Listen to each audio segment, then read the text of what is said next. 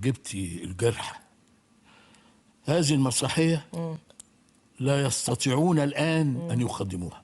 كل العوامل اللي فيها ناجحة، كل العناصر ناجحة، حتى الإنتاج ناجح. كان عندنا المنتج سمير خفاجة ده عملاق. كان عندي مدير الفرقة كان وجدي الشناوي، راجل مخ، كان ماشي الامور تمام، طيبه واخلاق وابن ناس ابوه وحيد الشناوي. العناصر كلها مكتمله. الملك فريد شوقي دوره صغير مش كبير قوي، انما موجود معانا بقى، احنا ملفوفين حواليه. وعلى راسنا مين؟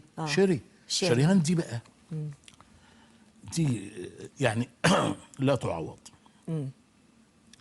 دي انسانه لا تعوض، وفنيا انما دي مصر الاستعراضيه. مصر كانت بتعمل 4 5 6 رقصات ورا بعض حوالين العالم. تتفرجي عليها تشوفي. وبعدين كانت فرقه ملمومه كده، بناكل عند بعض، بنحب بعض، كل ليله مع بعض.